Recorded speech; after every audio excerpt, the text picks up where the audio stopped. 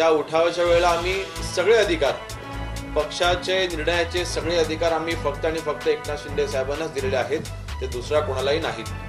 आणि म्हणून संजय शिरसाट साहेब आज काय म्हणतात ह्याला आम्ही महायुतीमध्ये तसं महत्त्व नाही, कारण त्यांचं ते वैयक्तिक मत आहे. मित्रांनो नमस्कार. मित्रांनो, ठाकरे शिंदे एकत्र आले तर कुणाला हरकत असणार?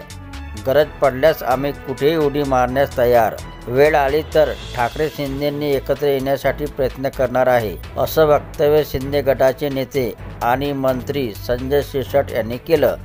दरम्यान संजय शिरसाट यांच्या या विधानावरून आता शिंदे गटातच जुंपली असल्याचे पाहायला मिळत आहे.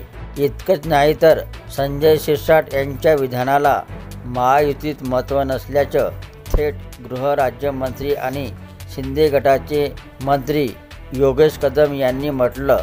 यामुळे आता संजय शिरसाट यावर काय प्रतिक्रिया देतात याकडे सर्वांचे लक्ष लागले आहे.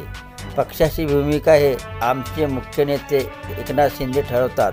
एकनाथ शिंदे यांनी जो उठाव केला त्यावेळी आम्ही पक्षाच्या निर्णयाचे सर्व अधिकार एकनाथ शिंदेंना दिले, इतर कोणालाही अधिकार दिले नाहीत.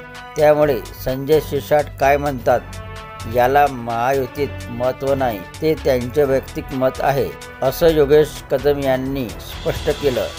तर दुसरीकडे संजय शिरसाट यांच्या विधानावरून मंत्री नितेश राणे यांनी थेट इशारा दिला आहे. दोन्ही शिवसेना एकत्र आणण्याचे त्यांनी प्रयत्न करत राहावे.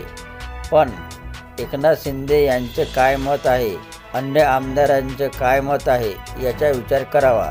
संजय शिरसाट आमचे मित्र आहेत, फक्त त्यांच्या संजय राजाराम राऊत होऊ नये हीच अपेक्षा असल्याचा टोला राणेंनी लावला आहे.